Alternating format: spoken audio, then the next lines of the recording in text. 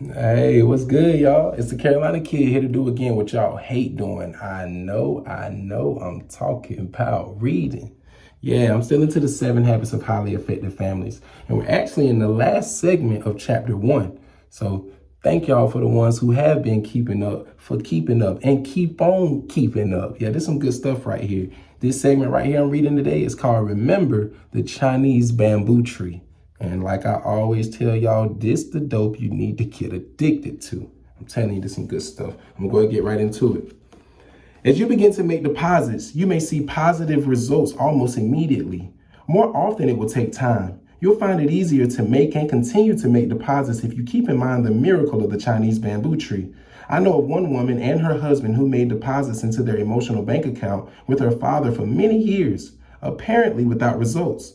After 15 years of working in a business with her father, this woman's husband changed jobs so that he could be with his family on Sundays. This caused a schism so deep, so painful for her father that he became embittered and would not even speak to her husband or recognize him in any way.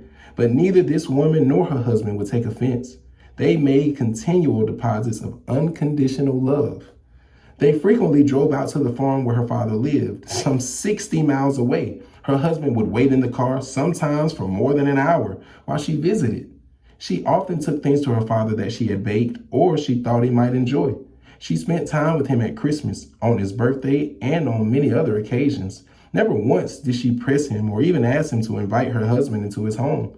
Whenever her father came into town, this woman would leave the office where she worked with her husband and meet him for shopping or for lunch. She did everything she could possibly think of to communicate her love and her appreciation to her father, and her husband supported her in all of this. Then one day, when she was visiting her father on the farm, he suddenly looked at her and said, "Would it be easier for you if your husband was to come inside?" She caught her breath. "Oh, yes, it would," she exclaimed with tears in her eyes. "Well," he said slowly, "go and get him then." From that point on, they were able to make even greater deposits of love. This woman's husband helped her father work on projects around the farm. This became an even greater deposit as advancing years caused her father to lose some of his mental capacity. Toward the end of his life, he acknowledged that he felt as close to this son-in-law as he felt to his own son. In all your efforts, remember that, as with the Chinese bamboo tree, you may not see results for years. But do not be discouraged. Do not be seduced by those who say it's useless, it's helpless, there's nothing you can do, it's too late. It can be done. It is never too late. Just keep working in your circle of influence. Be a light, not a judge, a model, and not a critic, and have faith in the eventual outcome. I've talked with many husbands and wives over the years, most of them friends, who have come to me frustrated with their spouses, feeling that they were at the end of their tether. Often these people have been filled with a sense of their own righteousness and their partner's lack of understanding and responsibility. They've been drawn into a cycle where one spouse is constantly judging, preaching, nagging, condemning, criticizing, and handing out emotional punishment. And the other is, in a sense, rebelling by ignoring, defensively resisting, and justifying every behavior by the treatment he or she is receiving. My counsel to those who judge, who are usually the ones coming to me, hoping that I can somehow shape up their spouse or affirm their reasons for wanting a divorce, is to become a light, not a judge. In other words, to stop trying to change their spouse and just go to work on themselves, to get out of a judging mindset, to stop trying to manipulate or give love conditionally. If people take this counsel to heart and are humbled by it, and if they are patient, persistent, and non-manipulating, even when provoked, a sweet softness begins to return. The unconditional love and inside-out change become irresistible. There are situations, of course, such as those involving real abuse, when this counsel would not be the right course. But in most cases, I have found that this approach leads people to the inner wisdom that cultivates happiness in married life. Proactively setting the example and patiently making deposits of unconditional love often brings amazing results over time. The key, habit 1, the key to all other habits. Habit 1, be proactive, is the key that unlocks the door to all the other habits. In fact, you'll find that people who continually avoid taking responsibility and initiative will not be able to fully cultivate any of the other habits. Instead, they'll be out in the circle of concern, usually blaming and accusing other people for their situation. Because when people are not true to their conscience, they typically take out their guilt on others. Most anger is merely guilt overflowing. Habit 1 embodies the greatest gift that we as humans uniquely have, the power to choose. Next to life itself, is there a greater gift? The truth is that the basic solutions to our problems lie within us. We can't escape the nature of things. Like it or not, realize it or not, principles and conscience are within us. As educator and religious leader David O. McKay has said, the greatest battles of life are fought out daily in the silent chambers of the soul. It's futile to fight our battles on the wrong battlefields. The decision to be the creative force of our own lives is the most fundamental choice of all. It is the heart and soul of being a transition person. It is the essence of becoming an agent of change. As Joseph Zinker has said, a person can discover that no matter where he is right now, he is still the creator of his own destiny. Wow.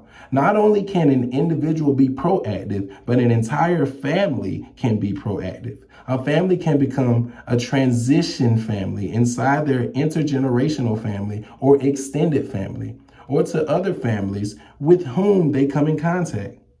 And all 4 gifts can be collectivized so that instead of self-awareness, you have family awareness. Instead of individual conscience, you have a social conscience. Instead of one person's imagination or vision, you have a shared vision. And instead of independent will, you have social will.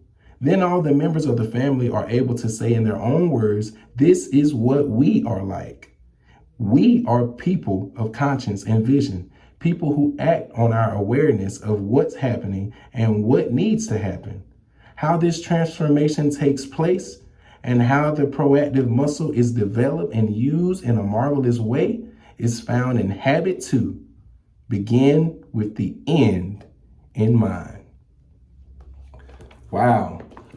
First of all, before I recap that, I want to thank everyone that has tapped into Reading with Enthusiasm. I thank y'all so much for getting through chapter 1, habit 1 with me. And I want y'all to hold on as we get into habit 2. But let me recap what we just read right there about the Chinese bamboo tree, because that right there was, that was some good stuff. And y'all, our patience, our level of patience needs to be somewhat like the Chinese bamboo tree. We must have that same sort of patience that it takes a Chinese bamboo tree to grow. And it'll take years.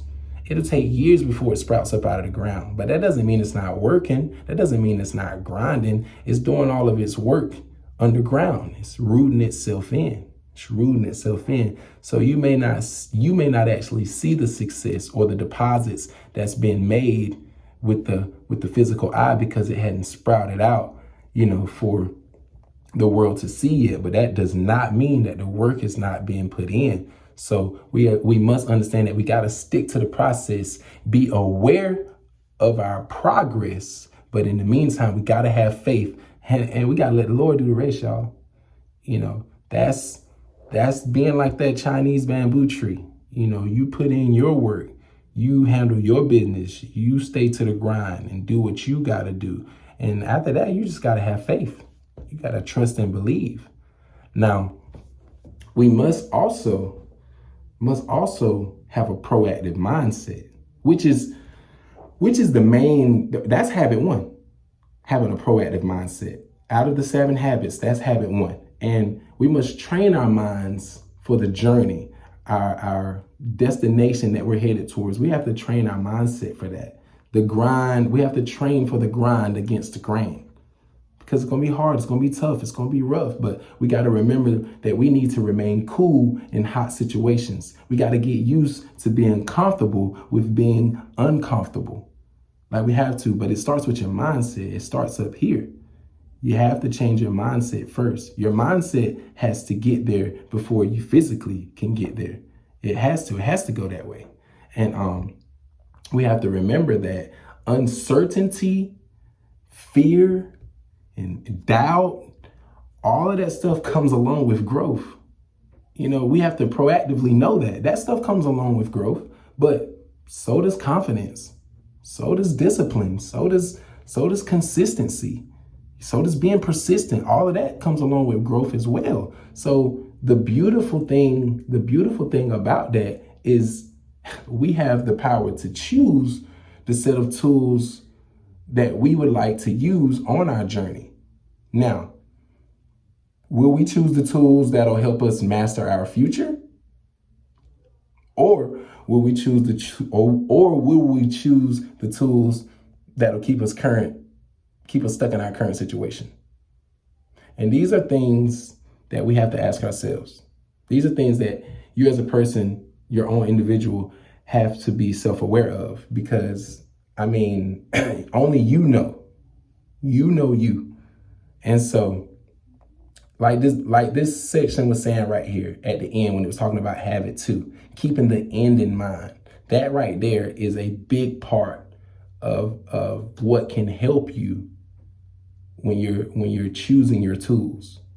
If you already have in mind where you're headed, where you're going, you know, that alone sometimes can keep you persistent. That can keep you consistent. That can keep you disciplined. That can keep you motivated. But all in the same sense, that's a choice that you have to make, because it can also keep you full of fear and doubt and uncertainty. Like, it can keep you full of it. But you have to make that choice. You have to make that decision, understanding what the end in mind is, like, and understanding the necessary tools that you need to take along with you in order to reach your destination. So I want y'all to stay tapped into me as we get into habit 2, begin with the end in mind. All right, y'all, kid out.